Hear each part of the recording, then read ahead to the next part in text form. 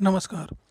उत्तर प्रदेश के added junior high स्कूलों में सहायक अध्यापक व प्रधानाध्यापक के पदों पर भर्ती 2021 के लिए जो नई नियमावली जारी की गई है, आइए उसको डिस्कस करते हैं।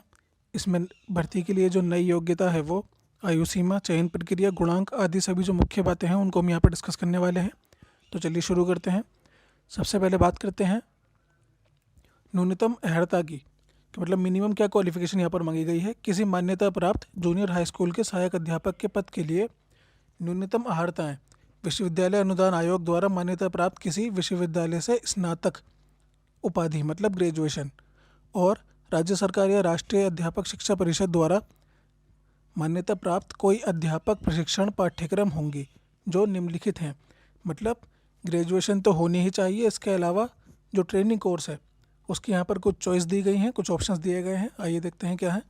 प्रारंभिक शिक्षा में द्विवर्षीय डिप्लोमा जिस भी नाम से पुकारा जाए, या फिर कम से कम 50% अंकों के साथ स्नातक तथा शिक्षा स्नातक बीएड, या बेसिक टीचिंग सर्टिफिकेट बीटीसी, या प्रारंभिक शिक्षा में 4 वर्षीय उपाधि बीएलएड, या 4 वर्षीय बीए बीएससी एड या बीए एड बीएससी एड, या कम से कम 50% अंकों के साथ बीए बीएससी तथा 1 वर्षीय बीएड विशेष शिक्षा। राज्य सरकार द्वारा अथवा भारत सरकार द्वारा संचालित अध्यापक पात्रता परीक्षा उच्च प्राथमिक स्तर की उत्तीर्ण, मतलब या तो यूपीटीईटी हो या फिर सीटीईटी हो, उच्च प्राथमिक स्तर का उत्तीर्ण होना चाहिए। तो ये तो योग्यता थी सहायक अध्यापक पद के लिए। बात करते हैं प्रधानाध्यापक के पद के लिए। किसी मान्यता प्राप्त स्कूल के प्रधानाध्यापक के पद पर नियुक्ति के लिए न्यूनतम अर्हताएं निम्नलिखित होंगी। क किसी मान्यता प्राप्त विश्वविद्यालय से स्नातक उपाधि या इस रूप में मान्यता प्राप्त कोई समकक्ष परीक्षा, मतलब ग्रेजुएशन इस पोस्ट के लिए भी चाहिए। ख राज्य सरकार या राष्ट्रीय अध्यापक शिक्षा परिषद द्वारा मान्यता प्राप्त कोई अध्यापक प्रशिक्षण पाठ्यक्रम जो निम्नानुसार हैं।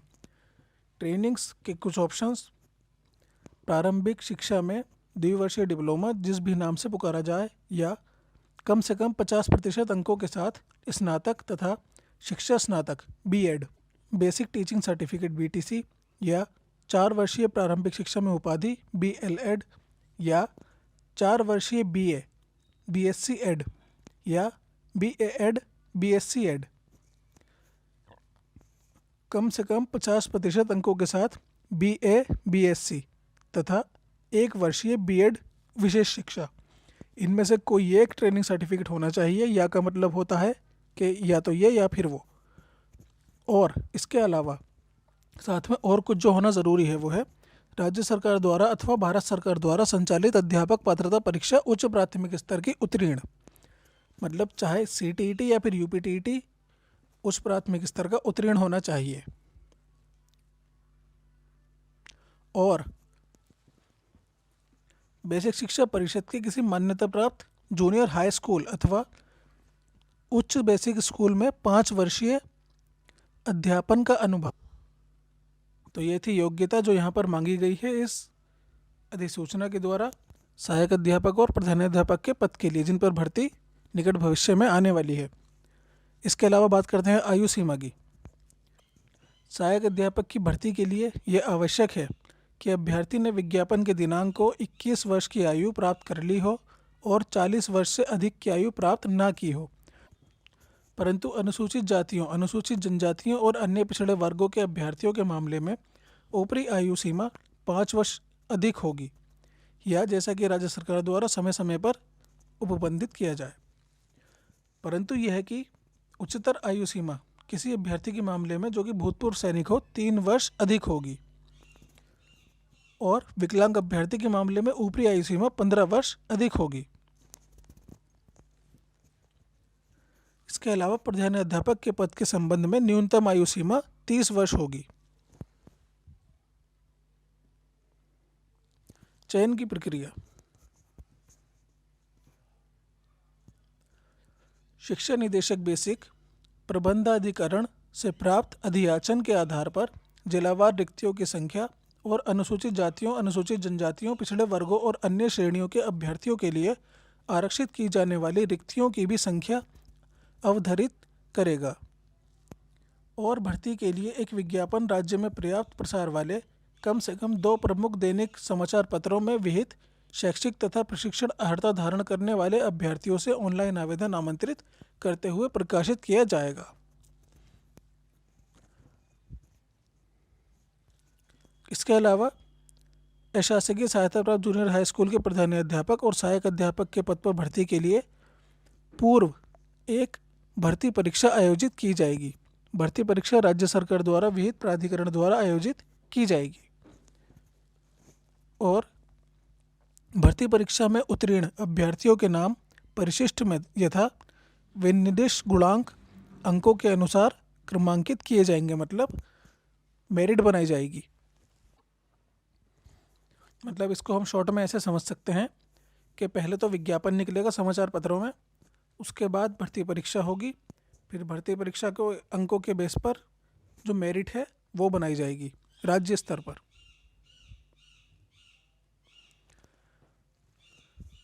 इसके बाद शिक्षा निदेशक बेसिक खंड ग के अधीन उत्तीर्ण अभ्यर्थियों की सूची उनके अंकों और विकल्प के अनुसार सॉफ्टवेयर द्वारा जिला स्कूल का आवंटन करने के पश्चात बेसिक शिक्षा अधिकारी को 2 सप्ताह के भीतर रजिस्ट्रीकृत डाक या ईमेल के माध्यम से प्रेषित करेगा। इसके बाद राज्य स्तर से जो सूची तैयार होगी वो शिक्षा निदेशक द्वारा बेसिक शिक्षा अधिकारी को भेजी जाएगी। फिर बेसिक शिक्षा अधिकारी चयनित अभ्यर्थियों की सूची शिक्षा निदेशक से प्राप्त करने के पश्चात 1 सप्ताह के भीतर सत्यापन हेतु भेजेगा। इनका सत्यापन कराएगा बेसिक शिक्षा अधिकारी शिक्षा निदेशक से। इसके बाद शिक्षा निदेशक से सत्यापन प्राप्त करने के पश्चात बेसिक शिक्षा अधिकारी चयनित अभ्यर्थियों के शैक्षिक दस्तावेजों का परीक्षण करेगा, मतलब काउंसलिंग का आयोजन किया जाएगा। तत्पश्चात अभ्यर्थी का नाम संबंधित विद्यालय के प्राधिकरण को नियुक्ति हेतु प्रेषित किया जाएगा। काउंसलिंग होने के बाद सेलेक्टेड जो कैंडिडेट होंगे उनका नाम विद्यालय के प्रबंधाधिकरण, मतलब जो मैनेजमेंट है, उसको बीएसए द्वारा सेंड किया जाएगा। अब बात करते हैं गुणांक की। गुणांक कैसे कैलकुलेट होगा जिसके अकॉर्डिंग मेरिट बनेगी सेलेक्टेड कैंडिडेट्स की, तो वो आपके सामने है। सबसे पहले हाई स्कूल के जो आपके मार्क्स हैं उनका परसेंटेज मल्टीप्लाइड बाय 10 अपॉन 100। इसको हम ऐसे भी कह सकते हैं कि आपके हाई स्कूल की जो परसेंटेज है उसको 10 से भाग, इंटरमीडिएट की जो परसेंटेज है उसको भी 10 से भाग करके जोड़ा जाएगा। इसके बाद स्नातक की उपाधि, मतलब ग्रेजुएशन में जो आपकी परसेंटेज है उसको भी 10 से भाग करके जोड़ दिया जाएगा। फिर आपके प्रशिक्षण अर्हता, मतलब बीएड या बीटीसी या जेबीटी में जो भी आपकी परसेंटेज है उसको भी 10 से भाग करके जोड़ दिया जाएगा। इसके बाद आती है भर्ती परीक्षा। भर्ती परीक्षा में आपके जितने भी मार्क्स आए हैं उनका 60%, ठीक है। फॉर एग्ज़ाम्पल आपके 150 में से 105 नंबर आए हैं जो बैठता है 70%, ठीक है। अब इस 70% का 60% निकाल करके आपके ये जो पहले के मार्क्स आप जोड़ते ला रहे हैं इनके साथ जोड़ दिया जाएगा। इस तरह से आपकी जो मेरिट है, जो गुणांक है, वो कैलकुलेट होगा, उसके अकॉर्डिंग आपकी मेरिट बनेगी।